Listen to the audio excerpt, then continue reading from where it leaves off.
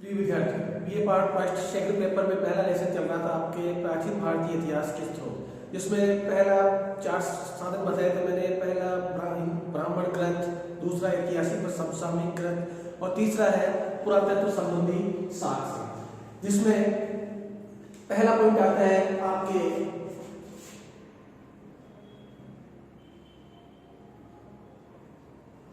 अभिलेख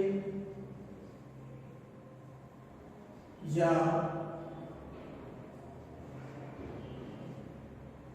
उत्कीर्ण लेख। इनसे भी हमें क्या है, प्राचीन भारतीय इतिहास के बारे में जानकारी प्राप्त होती है। आपने कहीं देखा होगा कोई प्राचीन लिखा होगा, कहीं पर आपको नजर आया होगा, जैसे वगैरह में तोरण द्वार, वहां पे कुछ उत्कीर्ण है, ये क्या है, अभिलेख। क्या पता चल रहा है अभी हम जैसे वगैरह गांव में हम देखते हैं कि हाँ यार यहाँ पर प्राचीन इतिहास की जानकारी मिलती है, ढोला मारू का तोरण द्वार है, ये जानकारी मिलती है। तो इस प्रकार अभिलेख या कहीं उत्कीर्ण लेख है, उससे हमें क्या है, प्राचीन भारतीय इतिहास के बारे में जानकारी प्राप्त होती है। जैसे प्रयाग प्रशस्ति,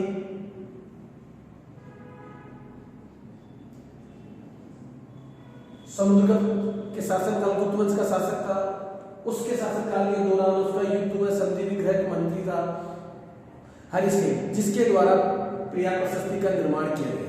अब इनसे हमें क्या जानकारी प्राप्त हुई, प्राचीन भारतीय इतिहास में गुप्त काल में वही इस प्रकार से समुद्रगुप्त का शासनकाल था। इसके अलावा जूनागढ़ अभिलेख,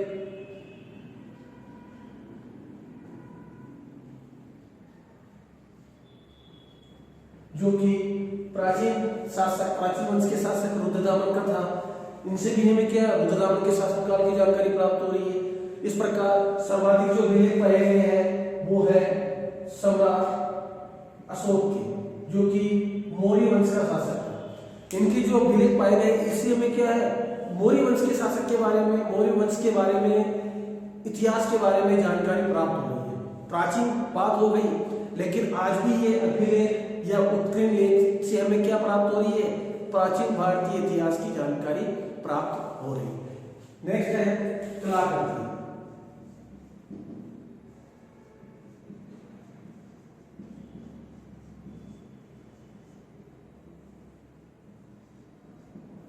कलाकृतियां में जैसे मूर्तियां, मंदिर, भित्ति चित्र,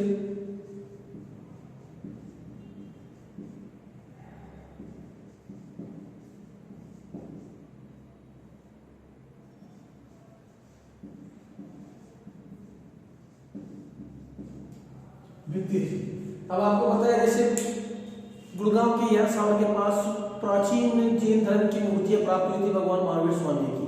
तो अब हमें क्या प्राप्त हो रही है, हाँ उस समय इस प्रकार मूर्तियों का निर्माण किया जाता था।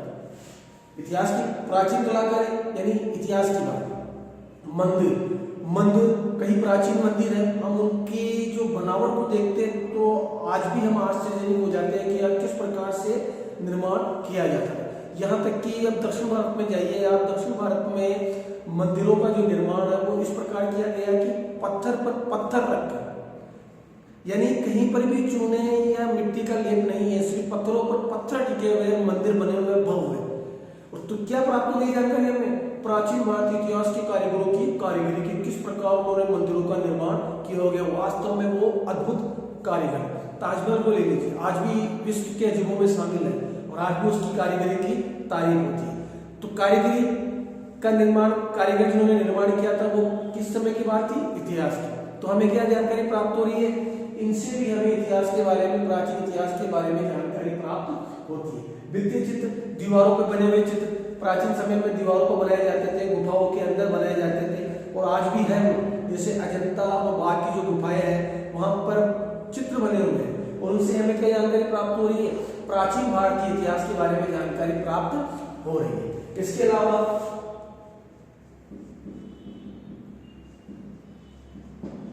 स्मारक व भग्नावशेष, स्मारक व भग्नावशेष यानी ऐसे स्मारक जो भी पूर्णतः सुरक्षित है और ऐसे जो खंडित अवस्था में है, जिनसे भी हमें क्या प्राप्त हो रही है जानकारी, प्राचीन भारतीय इतिहास के बारे में जानकारी प्राप्त होती है। उदाहरण के तौर पर सिंधु काल था, जहां सिंधु घाटी सभ्यता विकसित हुई, वहां पर शिव की जो मूर्तियां पाई गई है, उनसे क्या जानकारी प्राप्त होती है? उस समय भी भगवान शिव की आराधना की जाती थी, पूजा की जाती थी। आज वगैरह में तोरण द्वार का उदाहरण दे दिया, भग्न अवशेष खंडित अवस्था में, लेकिन क्या है जानकारी दिला रहा है। इसके अलावा तारागढ़, अजमेर का तारागढ़ दुर्ग है, जयपुर का जयगढ़ पैलेस है, क्या जानकारी प्राप्त हो रही है? किस प्रकार निर्माण किया जाता था। कुल मिला के भग्न अवशेष व स्मारकों से भी हमें प्राचीन भारतीय इतिहास के बारे में जानकारी प्राप्त होती है। मिट्टी के बर्तन,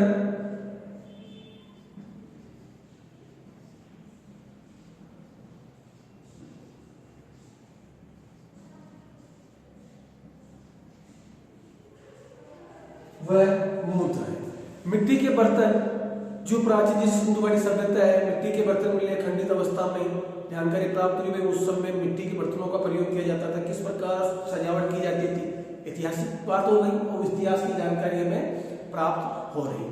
इसी के अलावा जो प्राचीनतम साक्ष्य प्राप्त हुए हैं सिंधु घाटी सभ्यता से ही प्राप्त हुए, मुद्राएं भी वहां प्राप्त हुई है। से लकड़ी, मिट्टी से बनी हुई मुद्राएं पाई जाती थी और उनसे हमें क्या जानकारी प्राप्त हो रही है? प्राचीन भारतीय इतिहास के बारे में जानकारी प्राप्त होती है। आज भी हम देखते हैं जैसे मौर्य काल की मुद्राएं मिल गई, गुप्त काल की मुद्राएं मिल गई, तो क्या है उस समय इस प्रकार मुद्राओं का निर्माण किया जाता था। नेक्स्ट है सिक्के।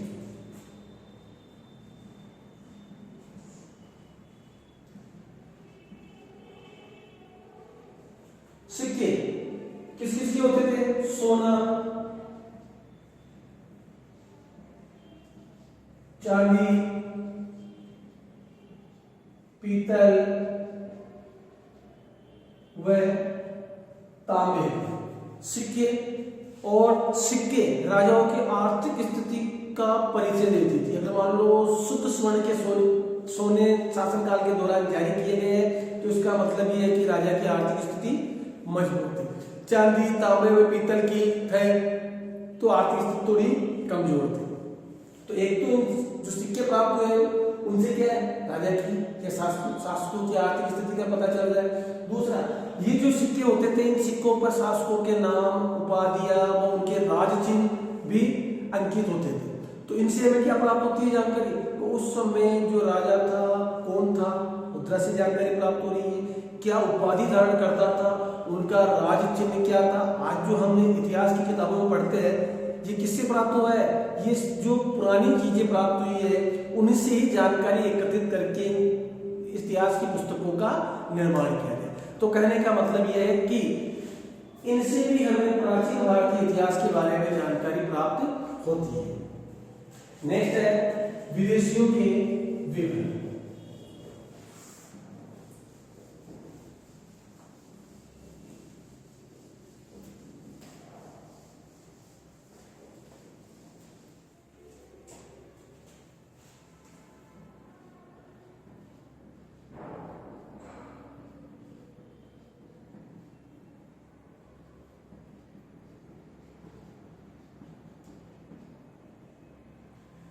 यानी भारत के साथ विदेशियों का भी बहुत प्राचीन समय से संपर्क था और उन व्यक्तियों ने भारत में प्रवेश किया, भारत के बारे में महत्वपूर्ण जानकारियां एकत्रित की, वह कई ग्रंथों का निर्माण किया जिससे हमें प्राचीन भारतीय इतिहास के बारे में जानकारी प्राप्त होती है। जिसमें पहला टॉपिक अपन लेते हैं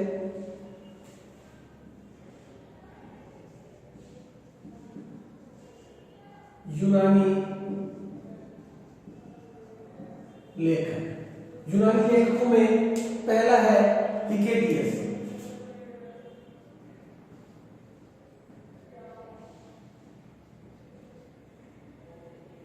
हिकेटियस यूनानी था और इसने कहा जाता है कि भूगोल नामक जो ग्रंथ लिखा, उस ग्रंथ में इसने भारत की प्राचीन इतिहास के बारे में भी लिखा और इससे हमें क्या प्राप्त होता है? प्राचीन भारतीय इतिहास के बारे में जानकारी प्राप्त होती है। नेक्स्ट है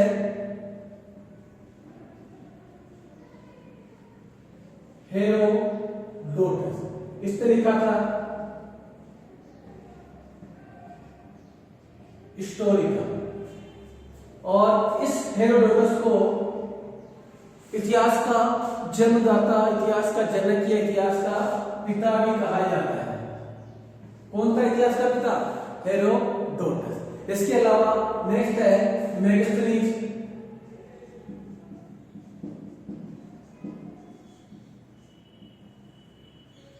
जिसने इंडिका नामक ग्रंथ चंद्रगुप्त मौर्य के दरबार शासनकाल के दौरान ग्रंथ लिखा गया था। ये मेगास्थनीज द्वारा उनके दरबार में भी आया था। हालांकि ये अपने मूल रूप में नहीं है, नष्ट हो चुकी है। तो इनसे हमें क्या जानकारी प्राप्त हुई है? प्राचीन भारतीय इतिहास के बारे में जानकारी प्राप्त होती है। नेक्स्ट है प्लिनी, जिसने नेचुरल हिस्ट्री या प्राकृतिक इतिहास ग्रंथ लिखा, जिससे हमें क्या है? प्राचीन भारतीय इतिहास के बारे में जानकारी प्राप्त होती है। ये वो यूनानी लेखक थे जो प्राचीन समय में भारत आए थे, और भारत आने के दौरान इन्होंने जो भारत के बारे में जानकारी प्राप्त की, उनके बारे में, उस भारत के बारे में अपने ग्रंथों में भी लिखा। और इन ग्रंथों को हम जो देखते हैं, पढ़ते हैं, तो हमें क्या जानकारी प्राप्त हो रही है? प्राचीन भारतीय इतिहास के बारे में जानकारी प्राप्त होती है। नेक्स्ट है चीनी लेखक या चीनी विद्वान।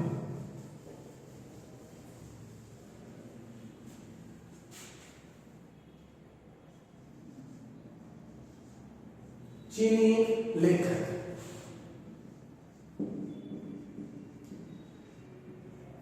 चीन के बारे में बताया जाता है कि चीन का भारत के साथ प्राचीन समय से ही बहुत मधुर संबंध था, और कई चीनी दार्शनिक भारत आए थे और भारत के बारे में जानकारी प्रदान की। हालांकि उनका उद्देश्य बौद्ध धर्म के बारे में ज्यादा से ज्यादा जानकारी प्राप्त करना था, और बौद्ध धर्म की शिक्षा ग्रहण करने के लिए ही वो भारत आए थे। जैसे पहला है सुमति,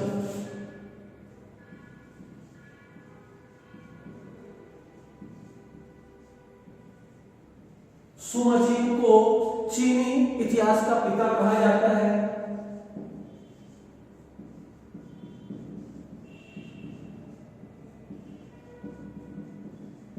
और इसके जो ग्रंथ में भी हमें क्या जानकारी प्राप्त होती है? इसने जो कुछ लिखा, हालांकि वो मूल रूप में नहीं है, लेकिन क्या है? प्राचीन भारत के इतिहास के बारे में महत्वपूर्ण जानकारियां इसके ग्रंथों के माध्यम से प्राप्त होती है। इसके अलावा नेक्स्ट है फाहियान,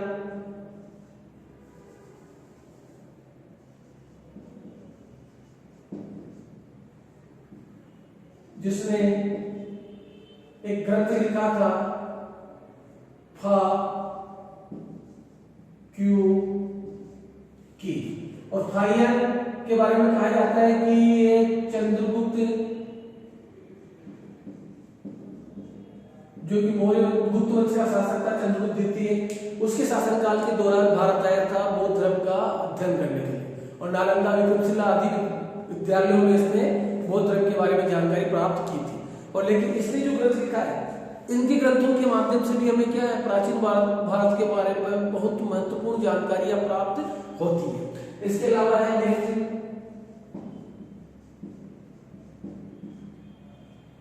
हेनसांग। हेनसांग के बारे में बताया जाता है कि हेनसांग हर्षवर्धन के शासनकाल के दौरान भारत आया था, और इसने सी यू की ग्रंथ लिखा, जिससे हमें क्या है? हर्षवर्धन के शासनकाल के बारे में जानकारी प्राप्त होती है, या प्राचीन भारतीय इतिहास के बारे में जानकारी प्राप्त होती है। नेक्स्ट है हीली, यह भी चीनी था। इसने क्या है? इसने हेनसांग का मित्र था, हेनसांग की जीवनी लिखी, और इससे भी हमें क्या हेनसांग के बारे में लिखा है, तो यह आना निश्चित है कि हेनसांग भारत में आया था, और उसने भारत के बारे में, बौद्ध धर्म के बारे में अध्ययन भी किया था। तो उसके बारे में जानकारी प्राप्त होने का मतलब है कि प्राचीन भारत के इतिहास के बारे में भी जानकारी प्राप्त होती है। नेक्स्ट है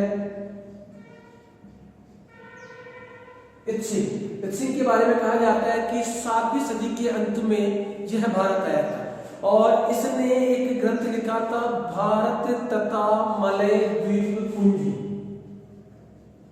भारत तथा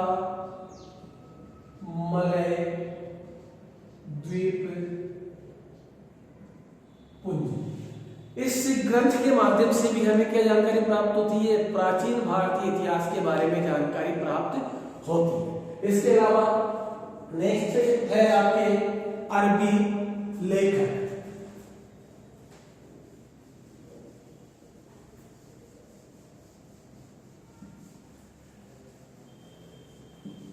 अरबी लेखकों ने भी जो कि भारत आए थे, उन्होंने भारत के बारे में बहुत कुछ लिखा है और उनसे हमें प्राचीन भारतीय इतिहास के बारे में जानकारी प्राप्त होती है। जैसे अरबी लेखक, इनमें सबसे महत्वपूर्ण नाम आता है सुलेमान का।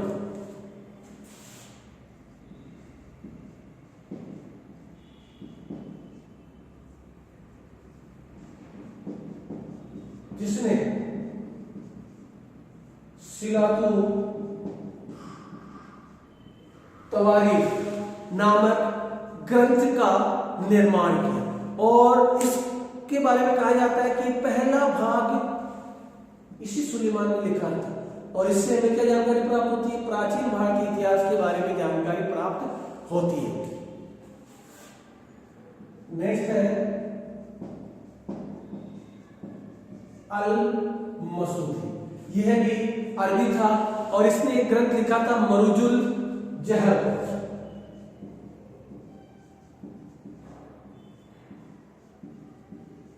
भारत आया है ये भी और इस ग्रंथ से भी हमें प्राचीन भारत के बारे में महत्वपूर्ण जानकारी प्राप्त होती है। नेक्स्ट है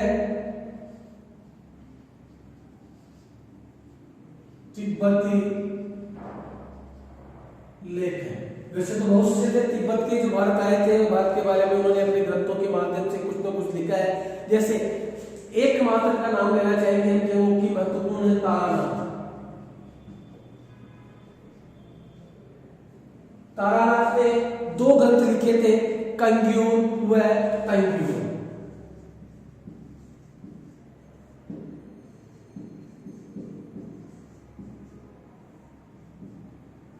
और इनसे भी हमें क्या जानकारी प्राप्त होती है? प्राचीन भारतीय इतिहास के बारे में जानकारी प्राप्त होती है। तो इसी के साथ आपका यह पहला लेसन प्राचीन भारतीय इतिहास के स्रोत समाप्त होता है। इसका सीधा सा सार ये है कि ऐसे कौन से साधन है जिनसे हमें प्राचीन भारत के इतिहास के बारे में जानकारियां प्राप्त होती है। 4 साधन बताए थे मैंने और चारों का विस्तार से वर्णन मैंने कर दिया है। धन्यवाद।